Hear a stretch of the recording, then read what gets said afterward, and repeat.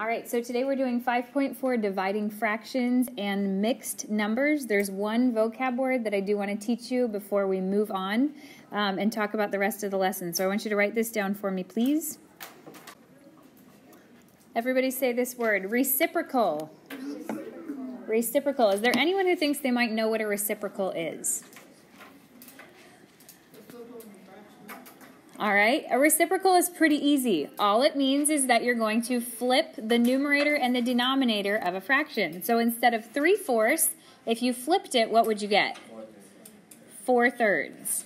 And that is all that a reciprocal is. It just means you flip your fraction. You flip the numerator and the denominator. All right, the first one, we are simply writing the reciprocal of the number. Gavin, instead of 3/5, what would the reciprocal be? 5/3 is correct.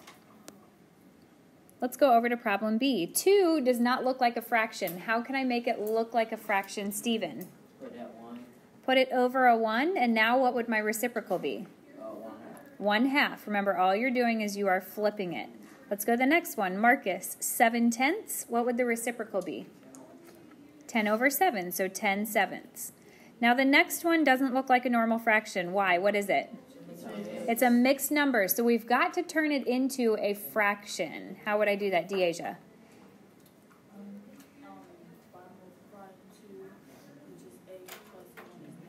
Okay, 9/2, and now what would my reciprocal be? 2/9. Okay, so that one has a little bit of an extra step. Whenever you're doing that, I want to see the work of how you did that, okay? So this is how you find a reciprocal of something. How many of you guys have been to KFC before?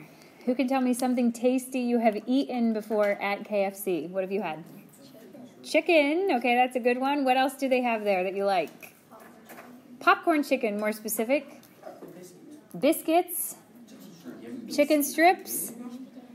Mashed potatoes and gravy. All right, so these are all foods that KFC has. So I want KFC to help you to remember this little thing, okay?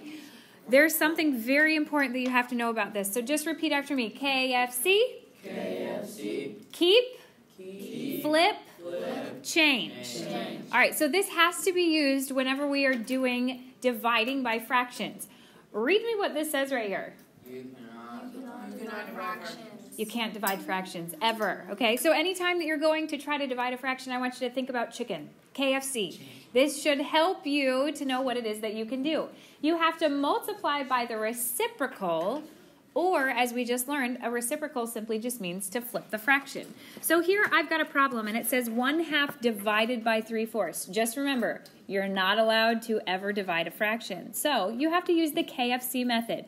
Keep the first one. What's the first fraction there? 1/2. So we're simply going to keep it. Flip the second one. So instead of 3/4, what will it be? 4/3. You have flipped what this was and given me the reciprocal. You flipped the fraction, and you've got to change the sign. What's the opposite of divide? Multiply. Now you are allowed to work it out like a normal problem because we have used the KFC method. Is there anything I can cross-reduce? The 2 and 4. What does the 2 become? 1. And the 4 becomes? 2. So when you multiply that across, what do you get? 2/3. So that is what you have to do every time that you ever are dividing fractions. The instructions ask us to find the quotient, but just remember, you're never allowed to just divide like normal, so we have to use the KFC method. Keep the first one. So what's the first one? 5/9. Flip the second one. What will it flip to? 3/2. And change the sign to a multiplication. All right? Maddox, is there anything that I can cross-reduce? Which ones? 3 and 9. What do they become? 1 and 3. Mickey, help me multiply it across. When I'm multiplying, guys, do I need a common denominator? No, you do not. Okay, so Mickey, what would I get? 5/6. Okay, so 5/6. Class, can that be reduced or simplified? No. It cannot. So that is your final answer. Great job. Let's go on to the next one. Who wants to help me with this one? Pearson, go ahead. Okay, good job. She told us straight from the beginning we've got to turn that into a fraction, okay? Do the KFC method. What do I keep? 4/5. What do I flip? And what does it become? 1/2. And change the sign. Very good job. Can I cross reduce anything? And what does it become? All right, it became a 2 and a 1, and then you multiply it across, and you are correct. 2/5. Any questions for her on how she did that one? Very good job. Let's do a couple more examples like this. As I look at this first one, it looks a little different than some of the normal fractions we've had. So help me out with this one. Kyla, how do I make the 21 look like a normal fraction? 21 over 1 divided by, how do I make 3.5 look like a normal fraction? Make it improper, and what do you get? 7 over 2, okay? So that's the first step that you're showing. You're simply turning them into fractions. Now let's do the KFC method, because remember, anytime you're dividing a fraction, you have to use KFC. Kyla, keep going. What should I do? So you keep the first one, 21 over 1. Keep the first one. And then you flip 7 over 2, which is 2 7s. Good job. And then you multiply. Very good, okay? Steven, can I cross reduce? What? Oh, yeah, no, yes. What can I do? The 7 goes into the 21 percent. All right, and how many times does it go into a 7? 1. One time, all right? Darcy, multiply it for me, please. 6 over 1. 6 over 1? And equals 6. You are correct, okay? So be careful. Just like she just did for us, make sure if you ever have something over 1, you simplify that and you just give me what the whole number would be, okay? Very good job. Let's look at problem D. 8 3/4 divided by 2 5/8. Deasia, what do I do first? Okay. Turn it into an improper fraction. So what would 8 3/4 be?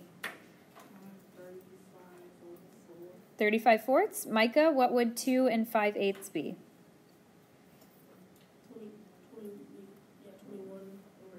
21 over 8. All right, so I've got the KFC method that I have to use. Gavin, what should I do for the KFC method? Keep the first one, flip the second one, and change the sign. Does anyone see something that I can cross reduce? Micah, what's 1? 8 and 4. What would the 4 become? And the 8? Very good job.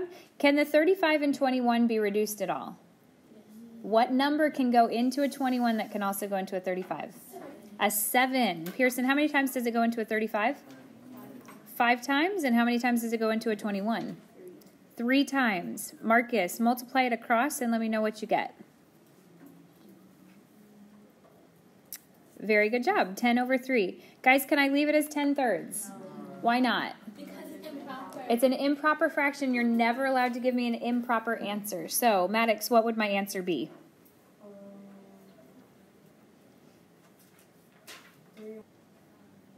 All right, very good. 3 1/3. It goes in there 3 whole times, then there is 1 left over, all right? Remember, if you don't know how to do that, you are always allowed to work it off onto the side, but if you know how to do it in your head, you do not have to show all that work. But see, you will get the same answer, okay? These instructions tell us to evaluate the expression when x equals 3/5 and y equals 10. What does evaluate mean? Solve, all right? That's one of those key words you want to remember. It just means to solve this expression. Now, this is something that we did at the very beginning of the year. Remember when I would say plug it in, plug it in? Remember that? Okay, so this is the same idea here, but now we're plugging in with fractions, all right? Back then we were just doing it with whole numbers. So let's look at this first one. Instead of y divided by x, what does y equal? 10. So we're going to do 10 divided by what number? 3/5. Okay, now remember, we cannot divide, but when we have this, we've got to use what kind of a method? KFC. The KFC. Tell me one more time, what's KFC stand for? Keep, flip, and change, okay? How do I make that 10 look like a fraction?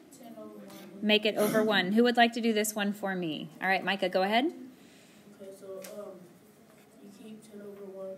Keep the first one, You flip 3/5, flip the second one, and then you change your sign to a multiplication. and you change the sign to a multiply. Very good job. Taylor, is there anything that I can cross reduce?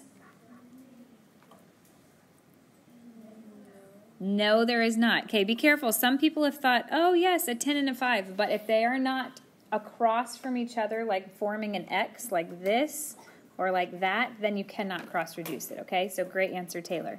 So when I multiply across, what do I get, guys? 50 over 3. Am I done? No, why not? It's improper, okay? So go ahead and let's work it out here to try to figure out how many times that 3 can go into that 50. How many times is it, guys? 16 whole times. And what's my fraction? 16 and 2/3 is correct, all right? So that's how you plug something into an expression. I want you to try to do the next one on your own. All right, as I just went around and I looked at your answers, there were tons of different answers on here. I think we forgot a couple simple things, but let's remember the first part. Plug it in, plug it in. Instead of x plus 2/5, what should it be? 3/5 plus 2/5. Remember, we talked about adding and subtracting fractions before. Do you need a common denominator? Yes. Do I have a common denominator? Yes. So here's what I want you to picture this as. Okay, let's just imagine that I've got a nice little circle, like say pizza, okay? So I've got a pizza and I split it up into fifths. Imagine that one person eats 3/5. 1, 2, 3. The next person eats 2/5. 1, 2. How much of the pizza did they eat? They ate the whole thing, all right? 3/5 plus 2/5 equals 5/5. And 5/5 is the same thing as 1 whole. Okay, so I think a few of you made that a little bit more difficult than you had to. If you did, just go ahead and erase it and fix it. All right, so tonight's homework is this right here. There's just 10 problems for section 5.4.